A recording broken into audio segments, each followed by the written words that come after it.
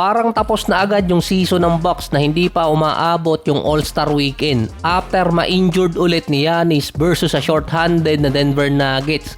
Non-contact injury ang nangyari kay Giannis na hindi na pinabalik ng game.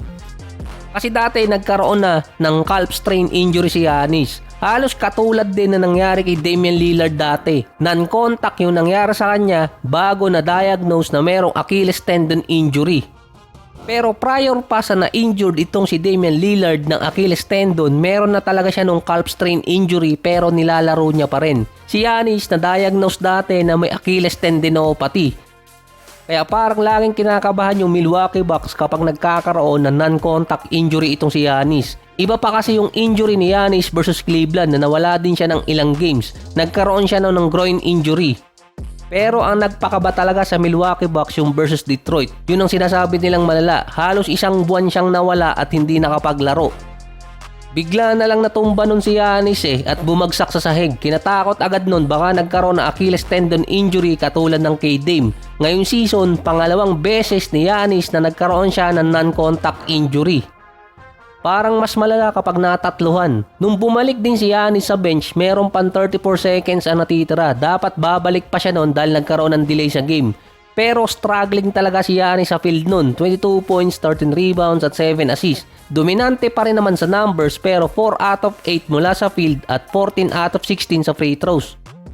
Based naman kay Sham, 4 to 6 weeks na mawawala si Giannis dahil sa calf strain injury sa kanang binte. Pero idadaan pa rin ng Milwaukee Bucks sa MRI si Giannis at dun talaga malalaman kung anong klaseng injury ang nakuha niya.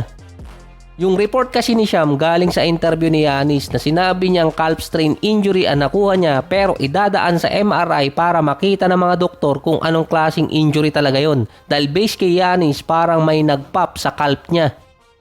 Na based din sa 4 to 6 weeks na timeline. Malamang after All-Star Weekend na makabalik si Giannis. Sa ngayon kasi nasa 5 games behind sila kontra Atlanta Hawks sa number 10. 3 games behind naman sa kanila yung Hornets. Ang pinagbalingan naman ng inis ng mga fans ng Bucks si Doc Rivers. Mukhang inasa lahat kay Giannis yung load ng team na ngayon mawawala ng matagal si Giannis lalong mawawala ng chance sa Milwaukee Bucks na makahabol ng playoffs. Based naman sa standing, kasama sila sa top 10 ng lottery pagdating ng May. Yung first rounder ng Milwaukee Bucks pwedeng mapunta sa Atlanta Hawks dahil ginamit ng Pelicans sa trade kay DeJounte Murray na ginamit naman ng Bucks dati para kay Holiday. Swap kasi yung first rounder ng Milwaukee Bucks kaya makakakuha pa rin sila ng first rounder. Ang Phoenix Suns naman tinamaan ng kamalasan. Hindi lang isa kundi dalawa. Nagkaroon ng injury itong si Jalen Green nakakalaro pa lang nung nakaraan versus dito sa Sixers. Na-injured ulit ang hamstring nitong si Jalen Green.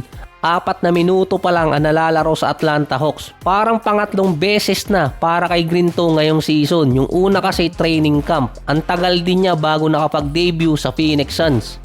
Sinundan nyo ng versus Clippers na after niya makapaglaro ng 23 minutes, nang sumunod na game versus Clippers ulit, 7 minutes lang ang tinagal niya at nagkaroon ulit ng hamstring injury na sobrang tagal din bago nakabalik. Versus Sixers naman, nakalaro siya ng halos 20 minutes. Tapos sinundan ng 4 minutes versus Atlanta Hawks, injured ulit.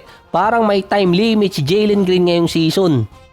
Pero based naman sa medical team ng Suns, mukhang hindi naman malala yung injury na kuha ni Jalen Green at precautionary measure lang na nilabas agad siya versus Atlanta Hawks dahil parang nananakit lang ng konti yung binti ni Green.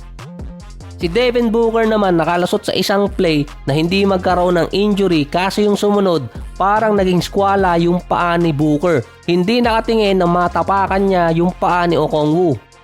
4 games pa lang nawawala ngayong season si Booker sa Phoenix Suns na merong 1-3 record. Wala namang report kung gaano kalala ang injury ni Booker pero parang mas malala pa yung nangyari dati kay Plug na nakabalik din naman agad. Pero kay Devin Booker, nagkaroon kasi talaga siya ng injury January 14 pa. Meron na nakalistang injury sa paa niya pero nililista siyang questionable. Ngayon lang dito sa Atlanta Hawks mukhang natamaan yung paa niya. Pero sa NBA ngayon parang mas okay na yung katulad na injury ng kay Booker na merong contact kaysa non-contact injury. Yung bigla na lang bumabagsak, wala naman tumatama. Kung mawawala na medyo matagal si Devin Booker sa Phoenix Suns, baka maabutan sila ngayon ng Portland. Dahil kahit natalo sila sa Toronto Raptors, nasa 4 na games na lang din kasi yung lamang nitong Suns kontra sa Blazers. Yung Clippers naman, posibleng umabot pa sa kanila. Habang natatalo kasi yung Suns, humihinto yung agwat ng games kontra sa number 10 at number 9.